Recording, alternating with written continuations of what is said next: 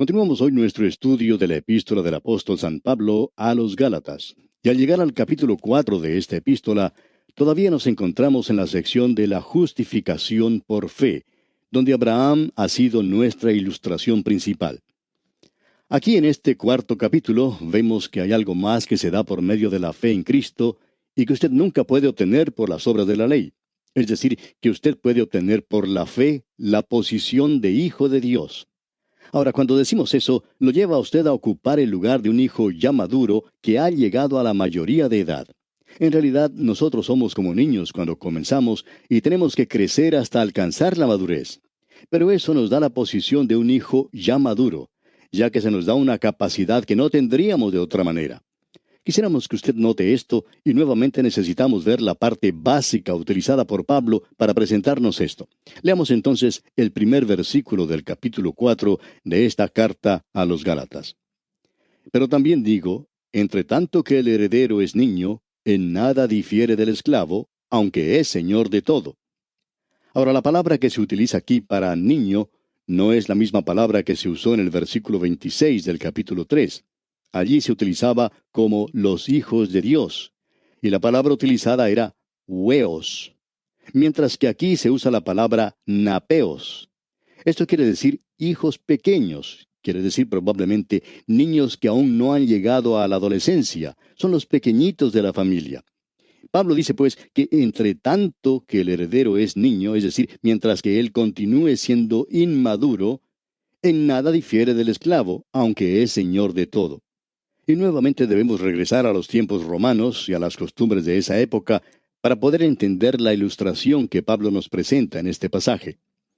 Dijimos antes que en un hogar romano había ciertos siervos o esclavos que estaban a cargo de las diferentes posesiones de su dueño. Algunos estaban a cargo de sus bienes, otros de su ganado, otros estaban a cargo de sus negocios y de sus cuentas bancarias, llevaban los libros para el dueño. Había aún otros que estaban a cargo de los niños. Cuando nacía un bebé en ese hogar, el siervo o el esclavo lo tomaba, lo cuidaba, lo vestía con un trajecito para jugar, y él no se diferenciaba en nada del resto de los niños que los siervos allí tenían. Este niño era tal cual ellos. Él tenía que obedecer al esclavo, tenía que hacer lo que el esclavo le decía. Y se nos dice entonces en el versículo 2 de este capítulo 4 de la epístola a los Gálatas, sino que está bajo tutores y curadores hasta el tiempo señalado por el Padre. Ahora, ¿qué tiempo era ese? Pues bien, ese era el tiempo en que el Padre reconocía que este hijo ahora era capaz de hacer o de tomar decisiones por sí mismo. Y entonces él lo lleva a ocupar la posición de un hijo ya maduro. Era una ceremonia que ellos tenían en ese entonces, y cuando el muchacho alcanzaba la mayoría de edad, y usted puede darse cuenta aquí que quien decidía cuándo llegaba ese tiempo era el mismo padre. Él era quien decía cuándo el joven llegaba a la madurez. No era una ley arbitraria como las que tenemos en la actualidad. Antes en algunos países era a los 21 años. Ahora los políticos quieren recibir más votos y han rebajado la edad a los 18 años, y estos jóvenes pueden votar. Ahora no queremos que usted nos entienda mal, amigo oyente. Creemos que hay algunas personas que son tan maduras a los 18 años como lo serán a los 21 años. Y francamente hablando, pensamos que hay algunos que a los 65 años de edad todavía no han alcanzado la madurez. Pero en aquellos días era el padre quien decidía cuándo los hijos habían llegado a la madurez en lo que a los muchachos se refiere. Luego ellos tenían una ceremonia que se llamaba toga virilis. En esa ceremonia, él le colocaba un manto sobre sus hombros, le daba su anillo, es decir, el anillo del padre, y ahora este joven era reconocido como un hijo ya adulto. Él ya había llegado a la mayoría de edad, y él tenía esa posición en la familia. Ahora observemos esto por un momento. Creemos que lo podemos apreciar mejor por medio de una ilustración. Tenemos una familia romana en el tiempo de Pablo. El padre pertenece al pretorio. Él formaba parte de la guardia pretoriana, la guardia personal de César. Esto quiere decir que él era un comandante. Entonces César decide llevar a cabo un ataque contra Galia, porque allí se encontraban en ese entonces gran cantidad de paganos. ¿Y sabe usted quiénes eran ellos? Ellos eran nuestros antepasados, y creemos que eran los suyos también.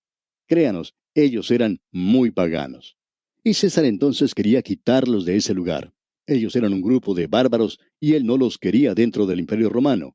El Imperio Romano era muy civilizado. Así es que él va a este lugar y los quita de allí.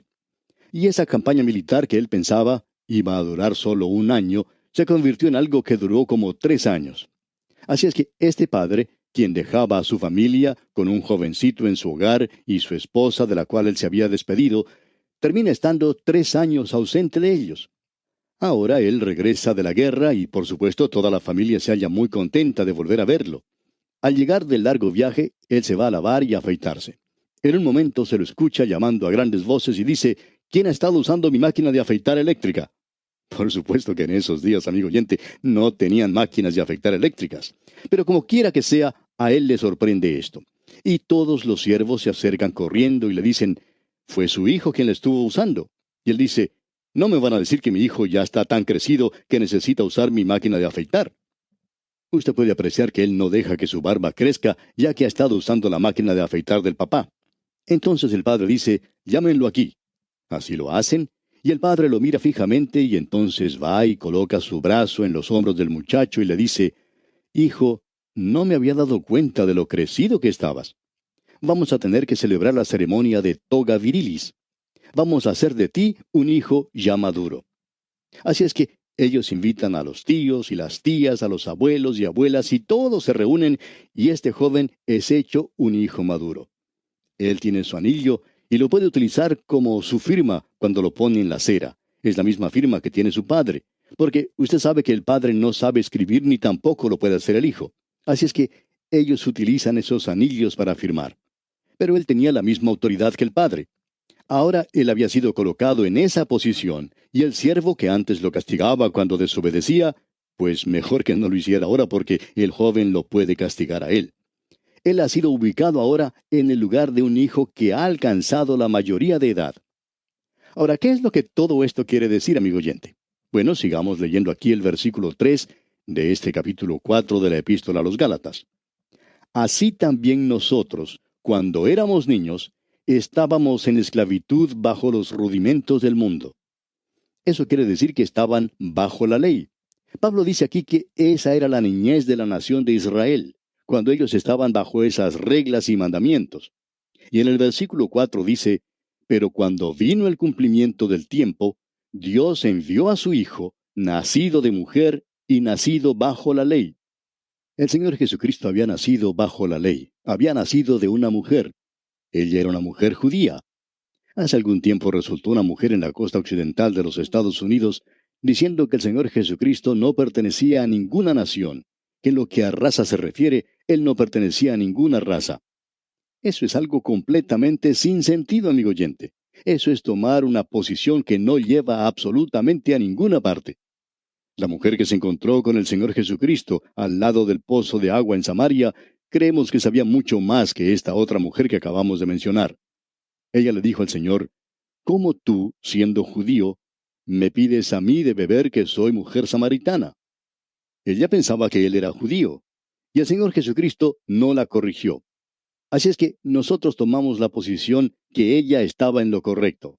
Y si no le parece mal, amigo oyente, yo creo que debo seguir lo que ella piensa y no lo que dicen algunas de esas personas que están un poquito tocadas en la cabeza, que están tratando de menospreciar lo que en realidad era el Señor Jesucristo. Él tenía una humanidad perfecta. Él también era Dios manifestado en la carne. Y hay personas que se están metiendo en lo que no deben cuando tratan de cambiar estos hechos. Permítanos decirle, amigo oyente, que el único Jesús histórico que tenemos es aquel a quien se refiere ese antiguo credo de la Iglesia que dice: Él es tan hombre como el mismo hombre y tan Dios como el mismo Dios. Y yo concuerdo con eso porque eso es exactamente lo que la palabra de Dios enseña. En el versículo 4, pues, leemos: pero cuando vino el cumplimiento del tiempo, Dios envió a su Hijo, nacido de mujer y nacido bajo la ley. ¿Para hacer qué? Para que redimiese a los que estaban bajo la ley. Ellos eran niños antes. Es que la ley nunca hizo a nadie hijo de Dios, como vimos en nuestro programa anterior. Y luego en el versículo 5, Pablo termina diciendo: a fin de que recibiésemos la adopción de hijos. Ahora, adopción aquí no quiere decir lo mismo que lo que entendemos por esta palabra en la actualidad. En el día de hoy quiere decir que una pareja que por lo general no ha podido tener hijos propios, van a cierto hogar donde tienen niños para ser adoptados, y ellos allí encuentran un niño que les gusta, sienten amor hacia ese pequeño y luego lo adoptan. Eso llega a ser algo legal. Tiene que pasar por las autoridades y luego ese niño llega a ser hijo de ellos. Eso se llama adopción. Pero eso no es lo que tenemos aquí.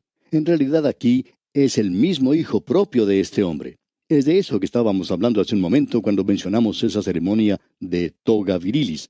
Es decir, él es adoptado ahora. Él es adoptado como un hijo ya maduro.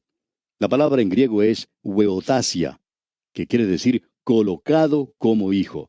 Él es colocado ahora como un hijo adulto de Dios. Ahora no creemos que usted pueda sacar la verdad de la experiencia, pero ciertamente puede utilizar la verdad y luego usted tiene alguna experiencia que la corrobora y entonces llega a ser cierto. Pues bien, en la primera epístola a los Corintios capítulo 2 versículos 9 y 10 leemos, antes bien como está escrito, cosas que ojo no vio, ni oído oyó, ni han subido en corazón de hombre, son las que Dios ha preparado para los que le aman. Pero Dios nos las reveló a nosotros por el Espíritu, porque el Espíritu todo lo escudriña, aun lo profundo de Dios. Lo que esto quiere decir es lo siguiente, que la verdad que está en la palabra de Dios puede ser interpretada solamente por el Espíritu de Dios. Y usted no la puede entender sino hasta cuando Él la interprete. Únicamente Él es quien puede interpretar la palabra de Dios. Eso es lo que hace la diferencia en algunos hombres en la actualidad.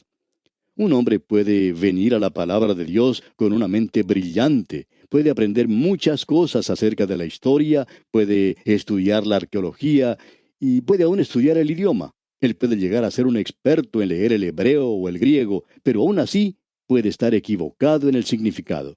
¿Por qué? Porque el Espíritu de Dios es el Maestro, y el Espíritu de Dios es quien nos enseña. Aún el profeta Isaías decía eso, allá en Isaías capítulo 64, versículo 4, leemos, ni nunca oyeron, ni oídos percibieron, ni ojo ha visto a Dios fuera de ti, que hiciese por el que en él espera. Es decir, por Cristo. Ahora, si usted quiere conocer algo acerca de Cristo, el Espíritu de Dios se lo revelará, pero únicamente Él lo puede hacer. Quiere decir entonces que el creyente que es ya maduro, que ha estado en la palabra de Dios por muchos años, es tan impotente al estudiar la Biblia como lo es un bebé recién nacido en Cristo, porque el Espíritu de Dios es quien tiene que enseñarles a ambos. El autor de estos estudios bíblicos, el doctor J. Vernon McGee, cuenta que cuando él comenzó en el ministerio, estaba muy atrasado en cuanto a sus compañeros cuando comenzó a ir al colegio. Había estado sin estudiar por varios años. Al principio, él era el más joven de su clase, pero tuvo que abandonar sus estudios debido a la muerte de su padre. Cuando regresó a sus estudios, 3 o 4 años más tarde, era el mayor de la clase, y tuvo que estudiar más fuerte para alcanzar a los demás. Se dio cuenta entonces, dice él, que era muy ignorante en cuanto a la Biblia. Nunca había visto una Biblia en su hogar y nunca había oído orar a nadie. Ni siquiera conocía los libros de la Biblia. En realidad, decía él, era muy ignorante. Nadie podía haber sido más ignorante de la palabra de Dios que lo que él era. Y así lo sentía, afirma él.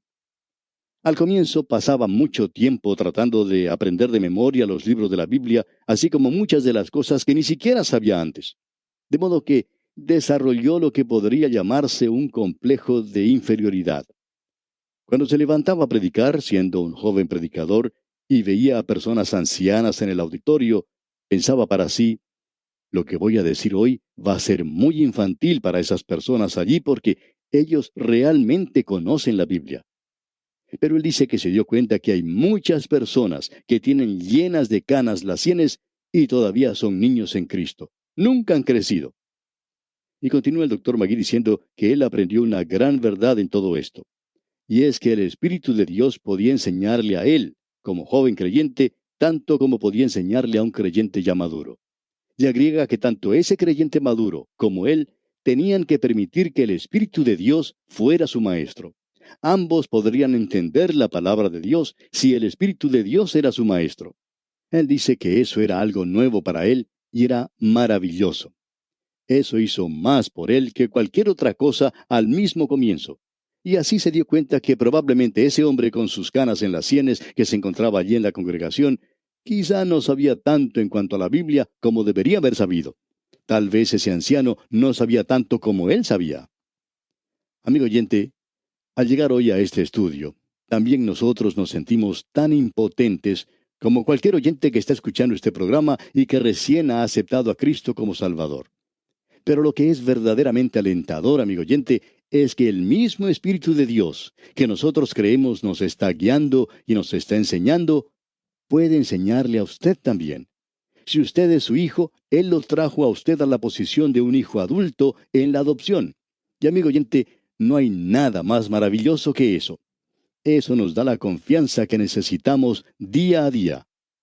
Queremos que usted sepa que el Espíritu de Dios le guiará y le llevará a conocer toda la verdad si usted simplemente desea conocerla y si usted permite que Él sea su maestro. Bien, llegamos ahora en este capítulo 4 de la epístola a los Gálatas a la tercera cosa que el Espíritu de Dios puede hacer por nosotros.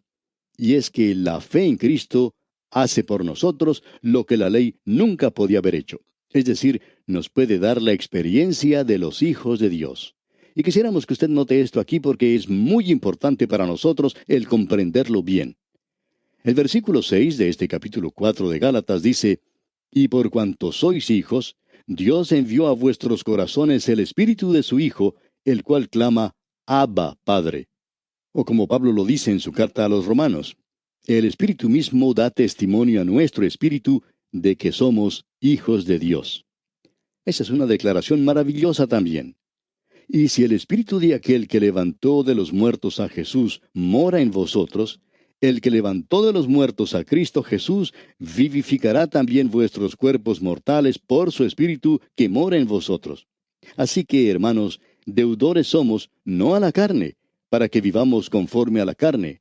Porque si vivís conforme a la carne, moriréis. Mas si por el Espíritu hacéis morir las obras de la carne, viviréis.